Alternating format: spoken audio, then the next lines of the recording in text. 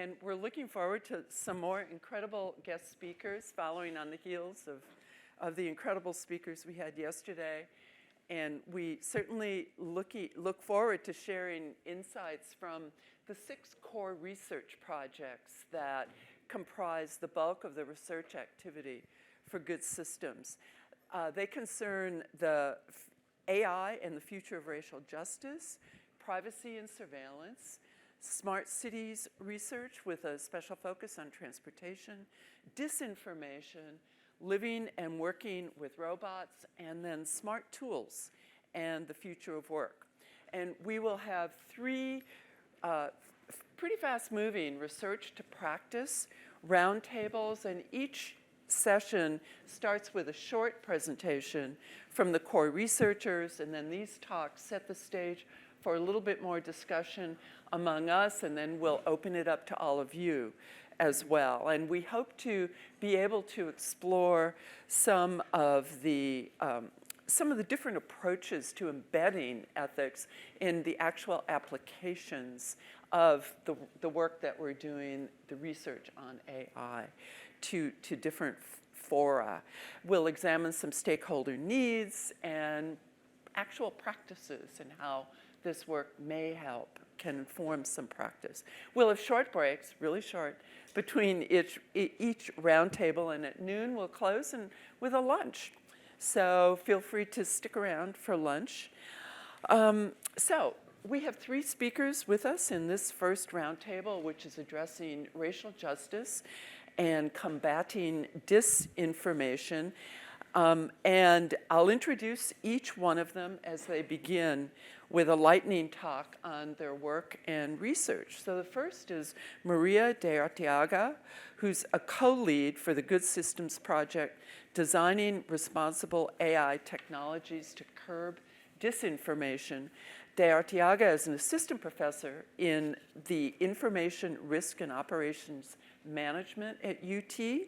Her research focuses on the risks and opportunities of using machine learning for decision support in high-stakes settings. She's a recipient of a 2020 Google Award for Inclusion Research, a 2019 Microsoft Research dissertation grant, and was named the EECS 2019 Rising Star.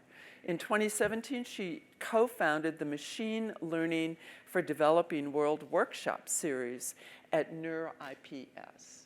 So Maria, I'll hand you the slide controller and turn it over to you for 5 minutes. Okay, these are our projects. Are these? Perfect, here we are. Hello, everyone. I am part of the Good Systems project on designing responsible AI technologies to curb misinformation. And we're a multidisciplinary team that brings together folks from the School of Journalism and Media, the iSchool Linguistics, CS, and the IRAM department where I'm at. And what we seek to do together is to gain a better understanding of disinformation as a phenomena, and grounded on this understanding, being able to guide the design of novel ML technologies to curb misinformation that can then also be applied to other settings. So why are we talking about the intersection of racial justice and disinformation? From our team, the work of Joe Luquito and Dirash Murthy is especially focused on understanding how misinformation and disinformation spread.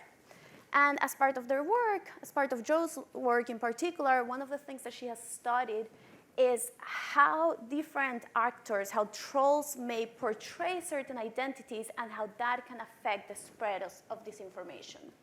So in the work that I'm highlighting here, for example, they introduced the concept of digital blackface. That is people portraying to be black and then using that identity to spread misinformation, in particular using the identity of black activists. And what they find is that which identity the trolls take may impact how well misinformation spreads. And in particular, they found that pretending to be a black activist led to the faster spread of disinformation. And racial identity, not only of the person that is supposedly spreading the information matters, the subject of information may also be important. And so here at the intersection of hate speech and disinformation, Dirash and Joe have shown how disinformation can be combined with racist discourses to increase intolerance. And this can lead to increased violence and a lot of other undesirable outcomes. So grounded on this intersection, understanding of the intersection, we want to know how should this impact the design of AI technologies? There's been, in recent years, a lot of work in the space of justice and artificial intelligence, and in particular, a lot of you have probably heard a lot about the work on algorithmic fairness. A lot of that work has focused on tasks where we're concerned with allocation. And so there is a single stakeholder that we're focused on, someone who is maybe receiving loans, who may receive a benefit or a burden. Those type of frameworks don't really work when we start thinking about justice in the context of disinformation.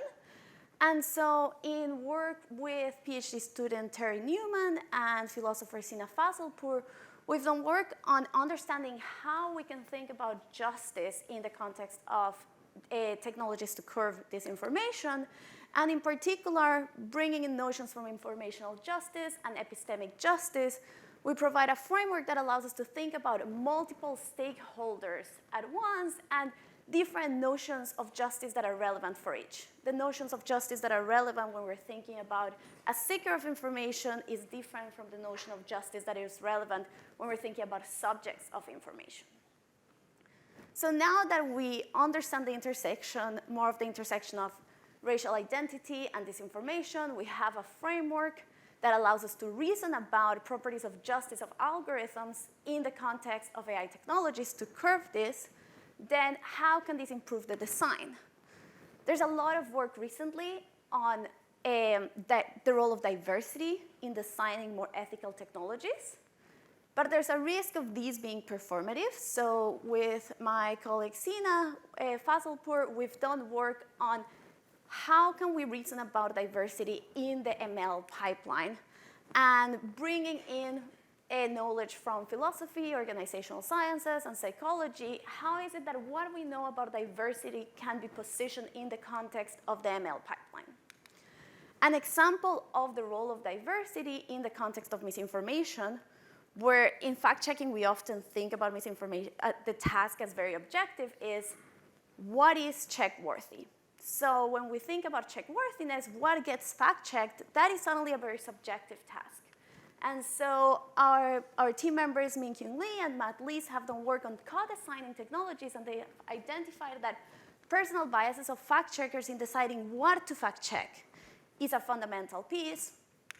And just to finalize, grounded on these, we can then design novel technologies. And so as an example, we recently published a paper where we develop methodologies that allow us to, the idea of same but different captures these, of identifying hate speech targeting different groups and toxic content targeting different groups, acknowledging that the phenomenon is the same, but the ways in which different groups are targeted can be very different.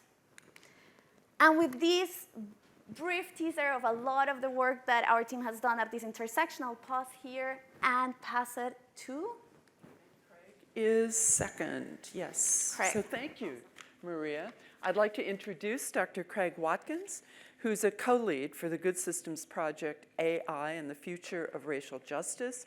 Dr. Watkins is the executive director of the IC² Institute and the Ernest Sharp Centennial Professor at the Moody College of Communication here at UT Austin.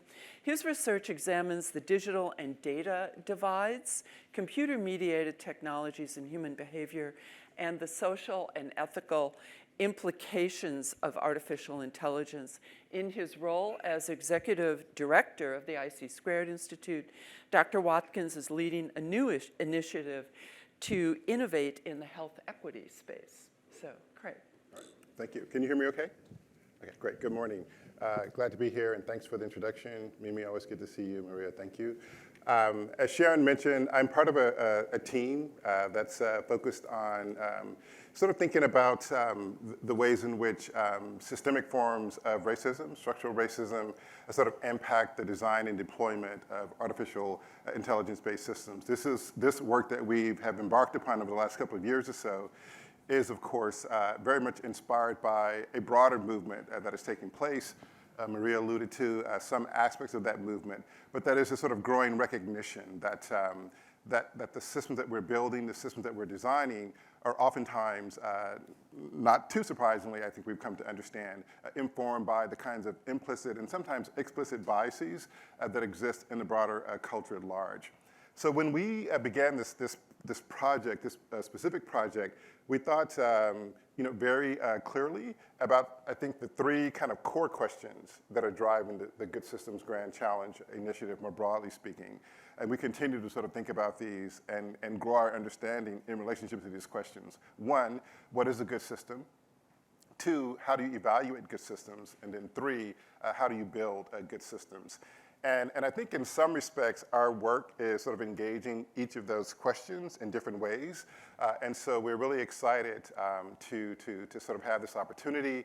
I think we're learning a lot, both from each other within our team, which is myself, led by Min Young Ling out of the School of Information, and Chandra Bhatt, who's an architectural engineer here at UT Austin. And then, of course, we're working with graduate students. Increasingly, we're becoming involved with researchers in computer science, in addition to other students and faculty in the School of Information, the Moody College of Communication. I had the fortunate opportunity to spend the last academic year at MIT, and so we've been able to sort of leverage some of those connections and engagement with our research project. That was part of a similar initiative happening there around combating systemic racism through data science and artificial intelligence, more broadly speaking. So what I'll do is just sort of introduce you to the three projects that are kind of at the center of the work that we're doing. And each of these projects are sort of evolving, or have evolved, and will continue to evolve over the next few years or so with this work. I was waiting for someone else to advance my slides, and that's on me. So the three projects are thinking about equitable AI in the public sector. A second project that we're working on is looking at this connection between racial equity and mobility, thinking primarily about transportation and the built environment that different communities grow up in, and what are some of the disparate impacts and influences of those environments. And then thinking in many ways about this interesting domain of health equity and how we might be able to apply AI in ways that address some of those disparities. And I'll just say a little bit about each of those, and hopefully as the conversation ensues, there'll be an opportunity to share more of this work with you. The equitable AI and public sector work is based on a series of interviews that we've conducted with about 7 different departments in the city of Austin: transportation, public health, housing, a number of other departments throughout the city. And we were principally interested in sort of trying to understand to what extent the sort of managers and leaders of these departments who are in charge of data, in charge of using data-informed techniques and systems to support the decisions that they make and how they go about allocating resources and serving the citizens of Austin, to what degree are they thinking about these issues through an equity-centered lens, and more specifically through a racial equity-centered lens. And not surprisingly, right, as we began to start having these conversations with these 7 different departments, not a lot of attention, right, is being devoted to this. And there are a lot of reasons for that. And I should also acknowledge that part of that research was facilitated by the City of Austin's Equity Office, who sort of introduced us to these different departments, sort of participated in these interviews, and helped us sort of craft a protocol that allowed us to begin to sort of probe these issues in a variety of ways.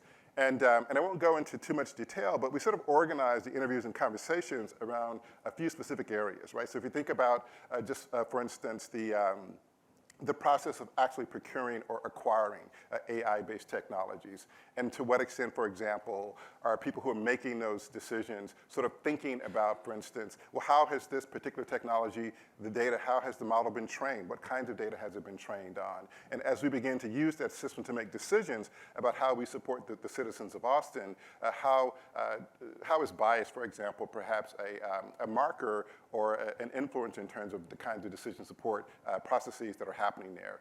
And so part of that process is sort of think about, we hear a lot about AI and data literacy, which certainly makes a lot of sense, a lot of sort of questions and critiques about who builds these systems.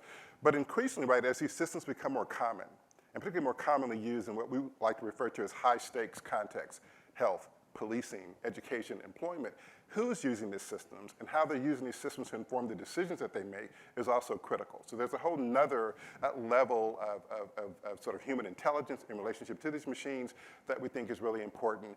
And so we think that this conversation with the city of Austin and others might be able to sort of just engage public sector officials in terms of how they think in a more future-oriented way about how they might use these systems, what kinds of questions they should be asking, and what's at stake, right, in terms of these sort of equity considerations that are very much a significant part of this process.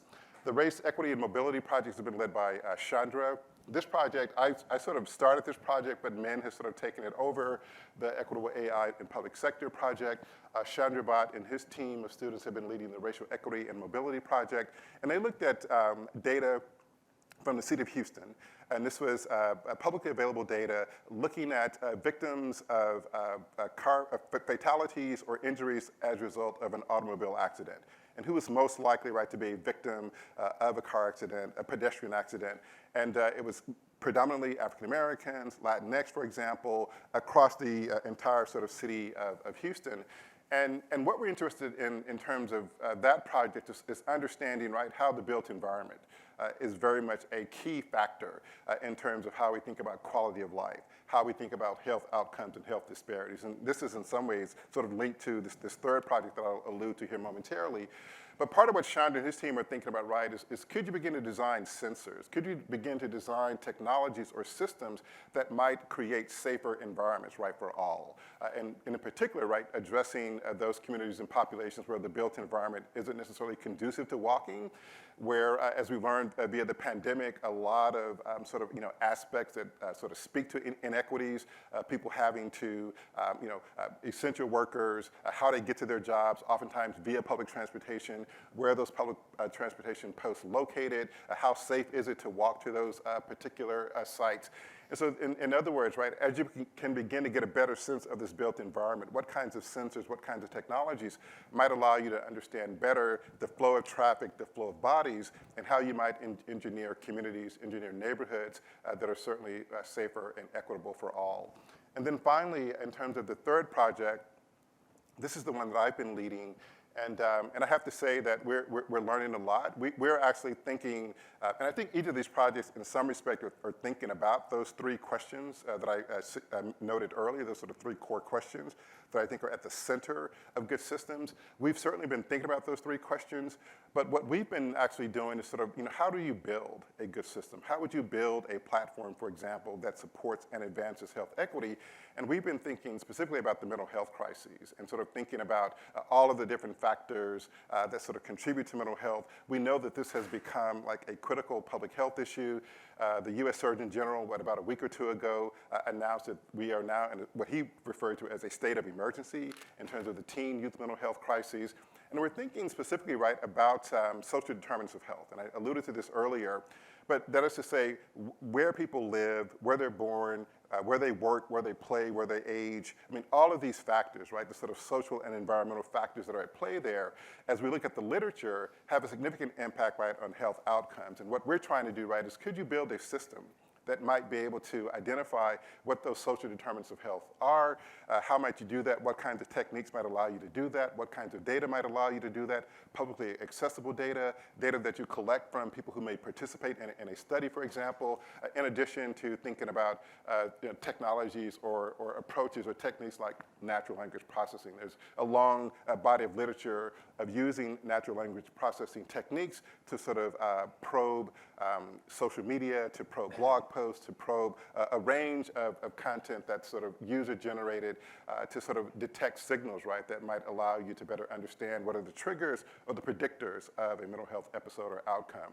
And so all of these projects, I think, again, sort of intersect with these three questions, thinking about the really nuanced and complex ways in which race sort of influences the design of these systems. And I'll just leave this here. But so we've been working, or we've been working on this work for about 2 years, but each of us, as we came into this project, had a prior history before this Good Systems Grand Challenge and the core research project. And we've been thinking about these questions for some time in our work. What I'm coming to understand is that the more that we learn and understand, the more that we come to realize that we don't know.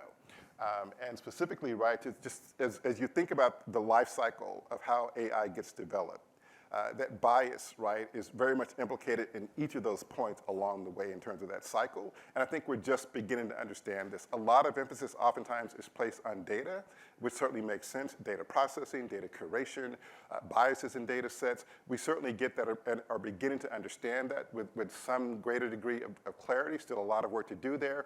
But all of these other processes along the way are just as important.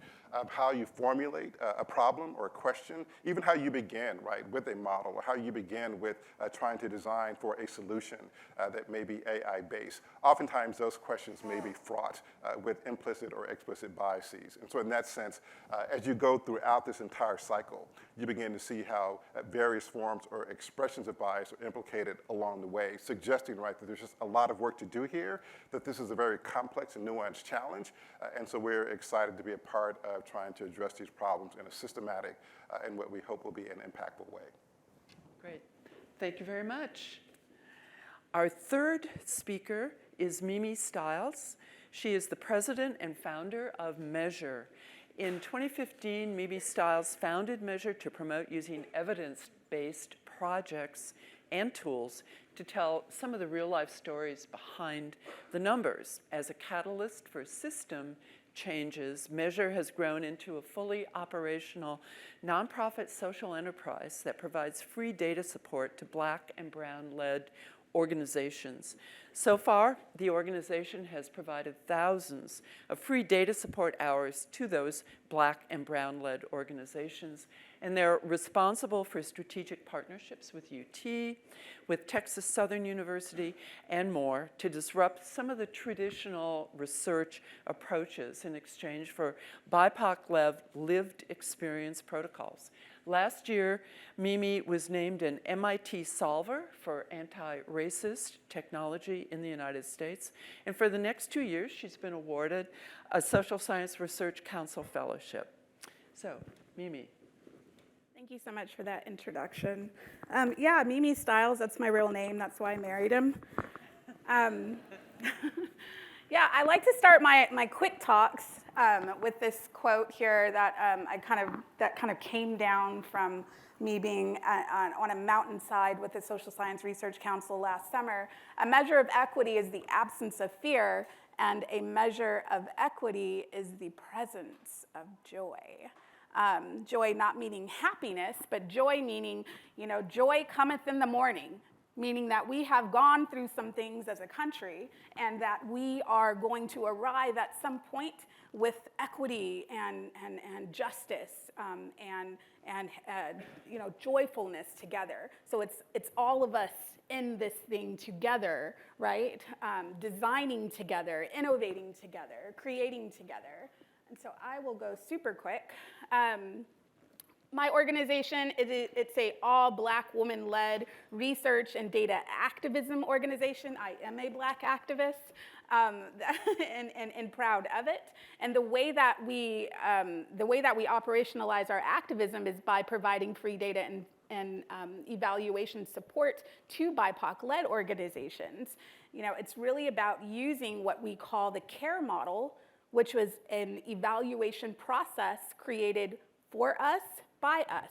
Over 400 community members from the local Austin area came together to better understand how do we use evaluation and data as a tool to fight back. And so we went through a series of conversations at Houston Tillotson University.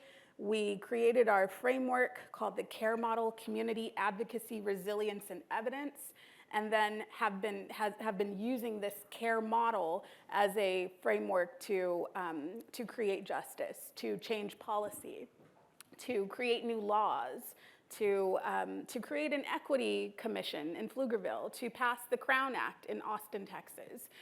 Certain things like that have come out of this care model. We also have over 100 volunteers at Measure, and volunteers support us through their work in data analysis and data science and so forth, and then also helping to create infographics so that BIPOC-led organizations can better tell their story using the power of data.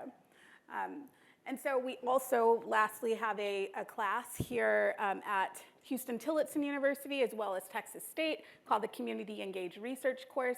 It's really about, how do we share what we've learned, on the ground with students so that we can continue this creation of BIPOC-led research and so forth. And so that's the Community Engaged Research course at HT.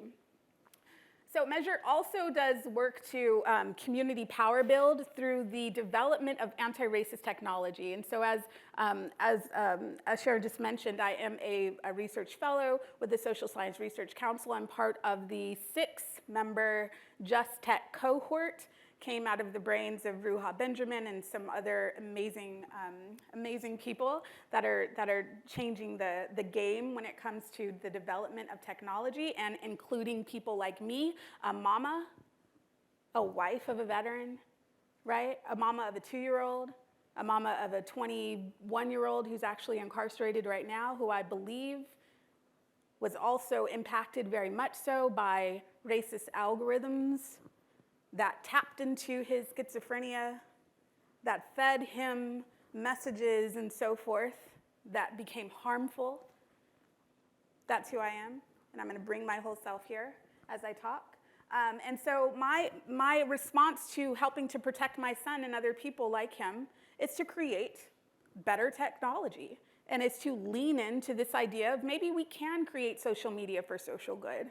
Maybe I can develop an algorithm that is not going to perpetuate racism or harm. Maybe I can ideate this thing of joy when it comes to using social media, because it's not going away. So why not allow people like me to help develop it and create it? Nothing for us without us. And so one way that we kind of lean in doing this is by designing equity through an Afrofuturistic lens. I was able to do a pretty cool talk at South by Southwest.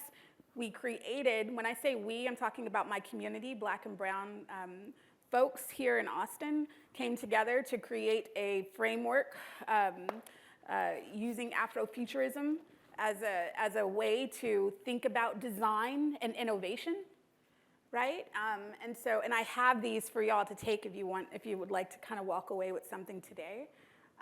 But essentially, it's, Afrofuturism is just this, it's not anything new, right? But it is a way to look at the world with the appreciation of Afrocentric contribution.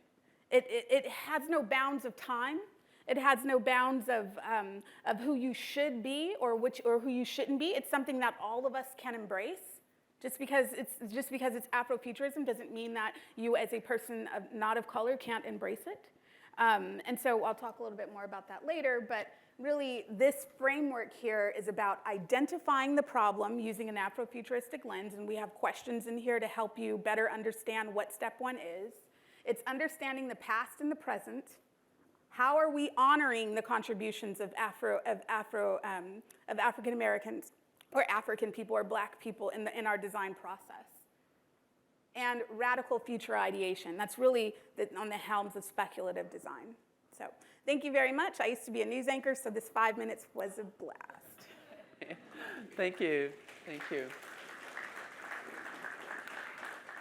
Well, we have a few questions that we prepared, and we'll invite some more from you in a minute. When considering the interplay between AI and both the future of racial justice and combating disinformation, and when developing the methodologies, which Mimi really spoke to, and the frameworks to design responsible AI technologies, our teams in general have been engaged in thinking about some new ways, some old ways and some new ways, in which both social and racial justice perspectives can be more effectively integrated into using AI to respond to these problem spaces. And one path toward a more justice-oriented AI considers the key human contributions throughout the development of AI, as well as throughout the path of community engagement as we experience and hopefully contribute to the design of AI as well. So this includes formulating the problems, collecting data, using that data, monitoring, and as well as community engagement in response to developing that AI. The inclusion of diverse perspectives and voices at multiple stages is crucial in each of these projects. Our two main projects illustrates that. The work of Mimi also illustrates that. Understanding how to design engagement, however, is not trivial. So one of the first issues I'd like you all to respond to is, are there cases in which you found that AI technologies have implicit values or biases that make them an ill fit for a specific task that you wanted to complete? Maria, do you want to tackle that first? Sure.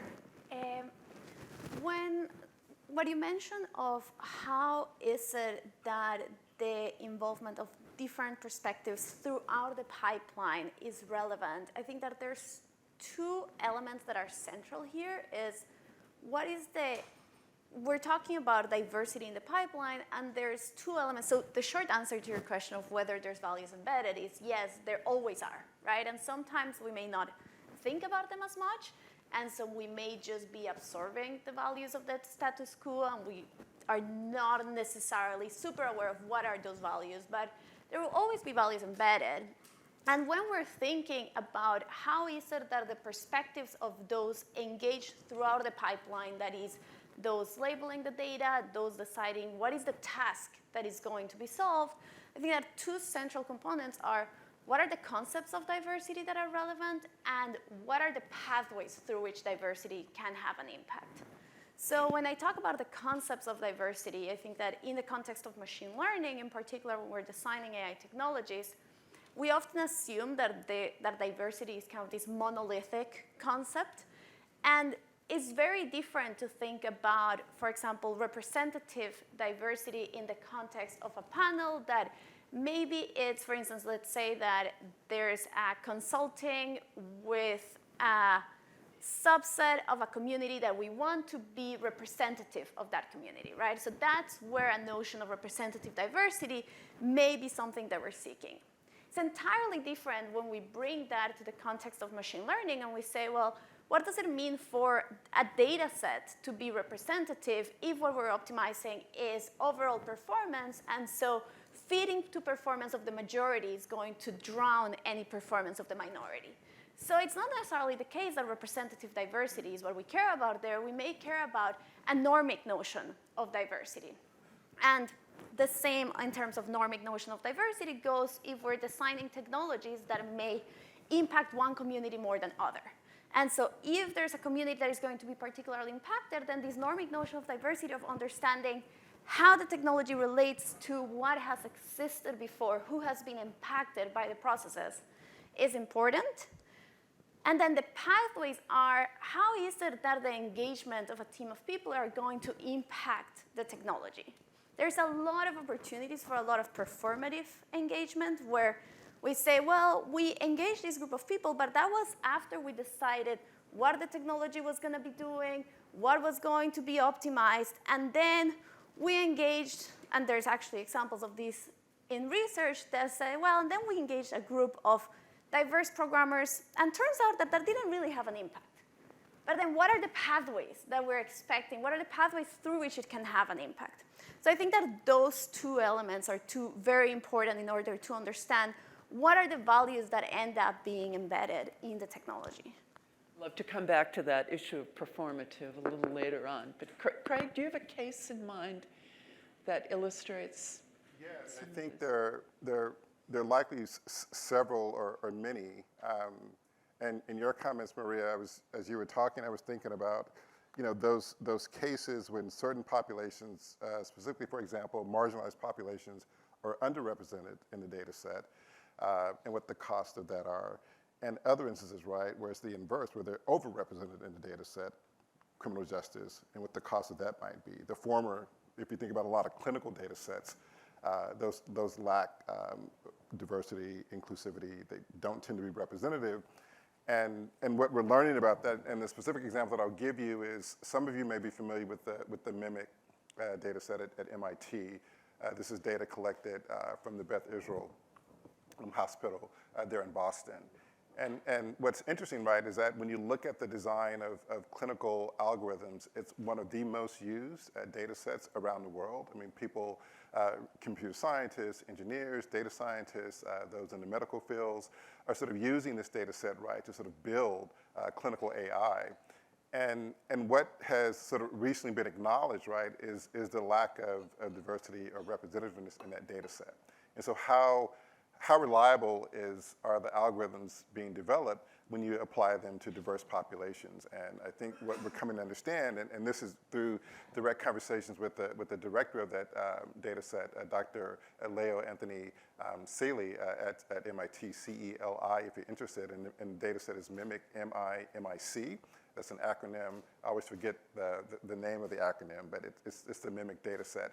But the main point being here, right, and the conversation that Leo and I have had with each other, is that his honest opinion, right, is that even though this data set is being used worldwide to design clinical algorithms, that is very limited, right, in terms of its reliability. It's very limited in terms of how it might be applied in different scenarios and different cases, simply because of the sort of lack of representativeness in the sort of sample that's been created there.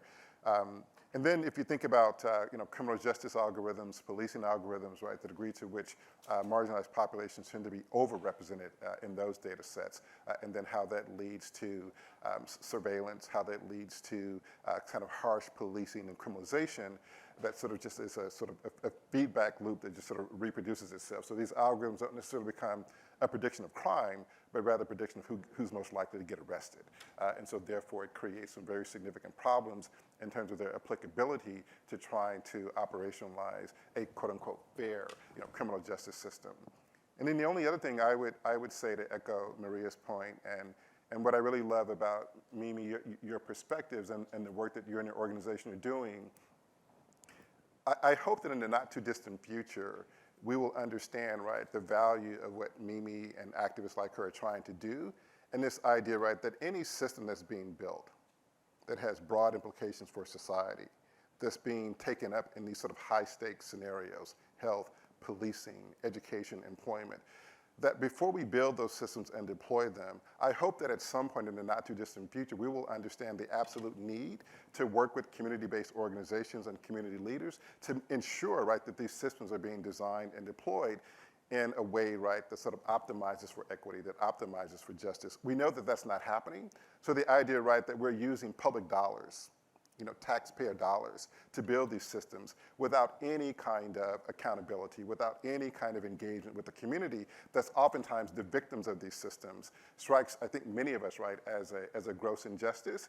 And we hope, right, that the work that we're all doing, the work that data activists, the kind of work that Measure is doing, will inspire us to understand that that's simply just not feasible, right, as an option moving forward. And so how do we begin to get communities more engaged?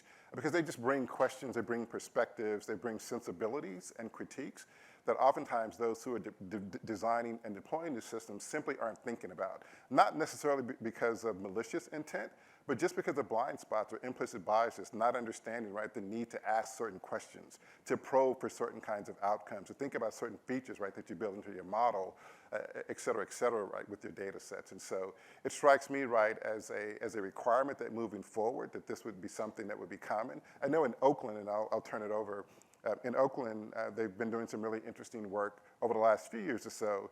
Any algorithm, any machine learning-based system that the Oakland Police Department uses, it has to get buy-in and consultation from the community first. And that strikes me, right, as a really interesting sort of beginning and a really interesting model of how we might begin to address these problems before they become problems as opposed to after they become problems. Can you hear me okay? Okay. Yeah, you know, there's, what's coming up for me is this notion of being invisible. And as a Black woman, feeling invisible so very often. And what's also coming up for me is that technology is not very far from real life.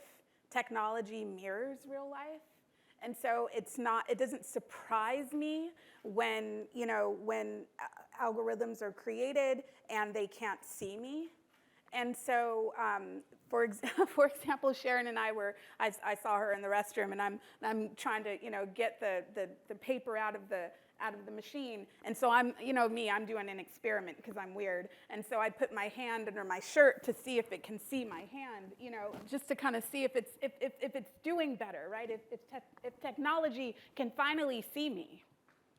And so that then kind of leads me to my case study in which my organization is creating what's called Ignite. Again, that's social media for social good. And on this system, imagine LinkedIn meets Tableau, right? That's essentially what it is. And on this system, we are creating a space for BIPOC-led organizations to articulate their theory of change, their mission, and their vision. And at first, so I'm also working with a company, this great company out here in Texas called Kung Fu AI. And so we're ideating together every Friday and imagining together and time traveling together as we're, you know, developing this system. And they said, well, you know, Mimi, you know, maybe we could use machine learning and we can use a plugin to help organizations write out their theory of change and their mission and their vision. And at first, I'm like, yes, that's awesome. Let's do that. But then I had to take a step back, and I said, wait a minute. We're invisible in many cases. So what we want to say and how we want to articulate our mission and our vision and our values might cause harm if we tap into the current systems of machine learning and language building algorithms. And so instead, I decided, nah, I'm going to go ahead and let a Black woman just create a video. And I'll put a video there, and they can just tap on the video and learn how to create their theory of change and their mission and their vision, because I just don't trust it yet, right? And so I feel like there has to get to a point, and there will be a point where I can say, I trust this algorithm. I think there will be. You know, we have time. But yeah, that for me is my biggest case study, is like, when will technology see me? Great. Yeah. Well, that is a perfect segue to talking a little bit about your very provocative ideas about how we can use Afrofuturism in talking about AI. And I was wondering if each one of you could briefly address that, and then we'll open up for some of the questions that our audience members might have. Would you like to? Yeah, I'll definitely start this off.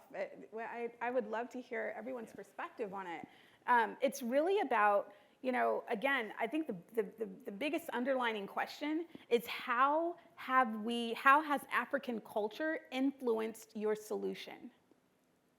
And that's taking it all the way from math developed on the motherland. You know, like, how has African culture influenced your design or your idea? In many cases, Black is an algorithm, right? And so, how have you honored it?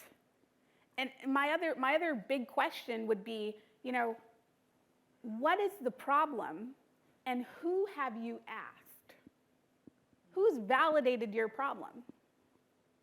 What is the historical and cultural context of the problem that you're seeking to solve in your design, in your solution?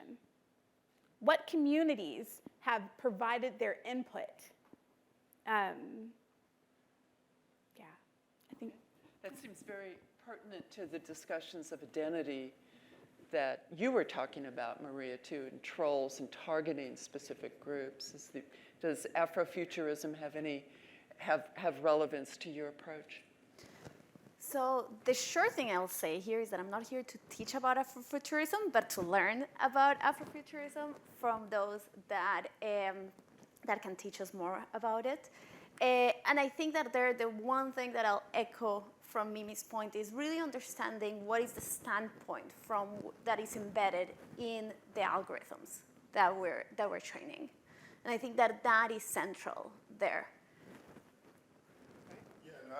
I would agree, and as Mimi noted, Afrofuturism is it's a concept that's been around a few years, and many people have engaged it and sort of thought about it, and it's been expressed in a number of different and interesting ways. I'm not as familiar with it being expressed in the context of the conversation that we're having today, which I find particularly interesting and really provocative. So we'd love to have ongoing conversations with you. But what I think it suggests, more broadly speaking, right, is very, I think, aligned with the mission and the values of Good Systems. From the very beginning, any project that Good Systems has funded, faculty-led projects, projects with students and others, one requirement, right, has been that project be multidisciplinary, right, that you bring different perspectives, different lens, different kinds of expertise to the table, to the conversation. Again, I think I can reasonably say this with some degree of confidence, that if we haven't reached a point, we are quickly reaching a point as a broad community, right, that the conversations driving the design and deployment of these systems can no longer, right, be held exclusively among computer scientists and data scientists, that you need ethicists, you need community-based organizations, you need social scientists, you need historians, you need artists. And so in that sense, right, suggesting that you need different perspectives, different lens to which you are looking at and trying to solve a problem with these systems. And it seems to me, right, that Afrofuturism might be another component or another way of thinking about, how do we sort of mix up that ethos, that perspective, change that lens a little bit, that might give us, right, some insight and perspective, just a little bit of nuance, right, in terms of how we think about these technologies and how they may be deployed in ways that could benefit all as opposed to the few. Thank you. We have 5 minutes or so for some questions, and I see a microphone. Stacy has a microphone. There's a hand up down here. Thank you. Hi, excellent panel. Thanks so much. So I have a question for Dr. Watkins. You mentioned the implementation of AI in the city of Oakland, right? And that was preceded by community engagement. So could you tell us a bit more which kinds of AI programs were used, and if you know in terms of what the process was? Thanks. Yeah, so I haven't probed that particular case in depth, but my understanding, right, is, and this is, I forget, the reporter from the New York Times wrote a book about AI and sort of social justice issues, and that was one of the examples in Oakland that he talks about in the book. But it's this idea, right, that what the Oakland Police Department has come to understand, right, is that any kind of application of AI, any database system that they're using, right, to better enhance their public safety efforts, their relationship to the community, quite frankly, how they go about the day-to-day business and operation of policing, that if in fact they're going to be using surveillance technology, if they're going to be using database systems, AI, that it's imperative that they get input and consultation from the community first before they move forward. And again, it just strikes me, right, as an interesting model. I'm not aware of that. I mean, to me, I think that right now, unfortunately, is the exception and not the norm. But it's just it's a recognition of a number of different things, right? The need to understand, right, that we don't have all the answers and solutions in terms of how these systems might be used. There may be blind spots or implicit biases, and there often are, in terms of how they're formulating, right, the sort of use cases for these systems and then how they're actually deployed. And so just by opening up, right, and having conversation, getting community input, right, is really critical and really important. And I think there's another component, right, and I'm not quite sure to what extent this has really been explicitly acknowledged or engaged, but it also, and I think this is the work that Mimi and her organization are doing, is it's sort of providing greater opportunities for AI literacy and education when you get more people involved, when you bring the community into the conversation.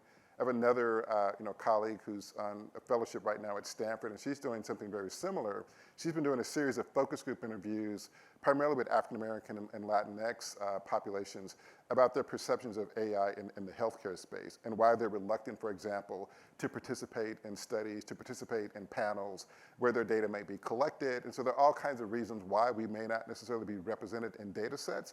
Oftentimes, right, it's because of exclusionary practices, but sometimes it's because we don't trust the people who are collecting the data and what they'll do with the data. And so my connection to the Oakland case, right, is I think in order, right, for that system to have viability and to be respected and sort of understood by all, that by having that kind of conversation at the beginning as opposed to on the other side of developing the technology, that it facilitates a lot of things. It facilitates community engagement, trust, but also, I think, right, really informing and perhaps including perspectives that may not have otherwise been considered when thinking about the application of the systems, be it whatever it is, whatever the sort of application of the technology is. I thought it was just a really interesting model and an interesting way that not only public sector, but even private sector could proceed with how they go about designing and deploying the systems that they create. Yeah, Mimi, do you want to? Yeah. I appreciate you bringing up the Oakland model. Measure got our start with working directly with police departments, community activists, researchers, and techies. So we've actually convened 5 national conferences called Big Data and Community Policing since 2017, and these were learning opportunities for Measure to bring together these different actors to think about what does data and how can data be used to facilitate better community engagement, possibly create this a newer system of possibly building trust using it. And I just want to tell you that you had mentioned Measure, you hit the nail on the head. Like that was exactly the reason of bringing these together. We've had one conference at UCSD, 2 here in Austin, 1 in Houston in partnership with Texas Southern University, and then also 1 in Dallas with Dallas Police Department. So I'll definitely give you some more information about some of the technologies that also were in the room where we were able to really engage with. That's interesting. And San Diego actually presents a very interesting case. And maybe the next panel will get into that a little bit. But we have time for another question over here. There's a microphone coming your way. So thank you very much for the great panel. I especially resonated with the work of Measure Me, and I wanted to platform off of something that Craig said about that because it reminded me of a very provocative presentation I saw at CHI, which is a human-computer interaction conference, about right-wing partisans doing data-driven data visualization and organizing themselves into groups that make what the study found was very sophisticated use of data analysis and data visualization techniques to present mostly misinformation about COVID, but for other purposes as well. And one of the findings of that study was that they used very resilient communication networks structured to promote groupthink. And so it made me wonder more, if you could say a little bit more about the processes that Measure Me uses to avoid this. Well, there's a kind of a dual problem here of the technical education alone isn't enough, and then the structure of the communication networks turns out to be really important. Mimi and Maria, maybe you would have something to add on that too. Yeah.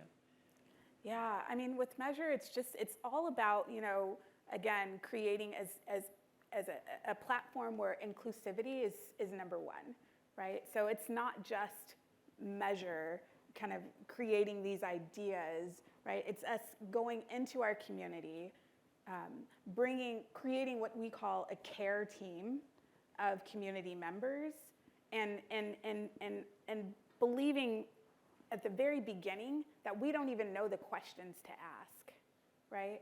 I think that what happens with traditional research, and not saying that traditional research is bad or anything like that, but you have so many assumptions, right, without anyone checking those assumptions or challenging those assumptions. And so embedded in the frameworks that we create are mechanisms whereby to challenge the assumptions of the group at every instance. How do you know? Who told you? Why is that true? So I think that would be, that's our way of making sure that that we don't kind of get into this groupthink mentality.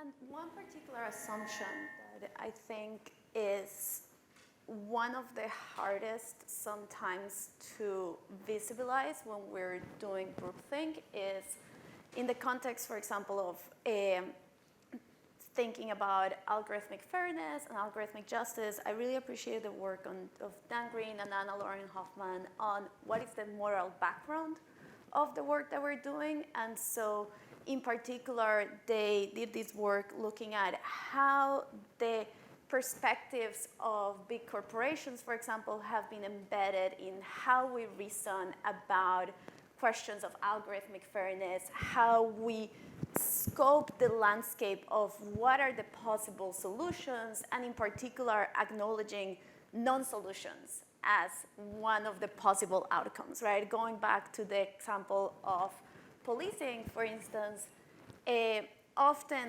in our work, and especially in the context of building good systems, we want the answer to be, oh, this is the way of building a good system in this context. And I think that understanding when there are instances where we say, well, this is a system that maybe we shouldn't be building is important. So in the context of predictive policing, for example, where there's a lot of work that has said, well, we shouldn't be looking at data from police activity, we should be looking at data from victim reports. And we did some work a couple of years back using data from Bogota where we had victim reports, and we also had survey statistics of people saying, well, have you been a victim of a crime? Did you report it? We show that that's still going to lead you to a lot of biases in terms of who trusts the police, who has access to the police, right?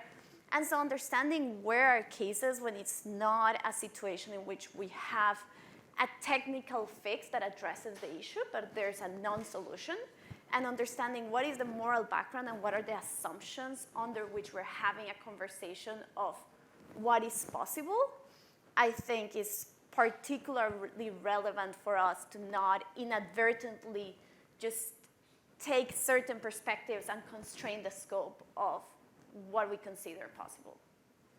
Thank you. This has been fascinating. I feel as if there's many more questions, but we are out of time for this particular panel. I'd like to thank you, Mimi, Craig, and Maria, for giving us a lot of food for thought. They'll be around for the morning if you want to chat some more, although we are jam-packed. And we're going to move now to the next panel. And I'd like to invite Dr. Dev Neogi and Emily Woodward from Good Systems to present the research on their projects. A Good System for Smart Cities is one, and the other is Being Watched, Embedding Ethics in Public Cameras, together with their partners, Mark Kudert from the City of Austin and Joe Falk from the Austin Public Library. And if my colleague Chandra Bhatt would come up here, and he will run the show for this panel. So thank you.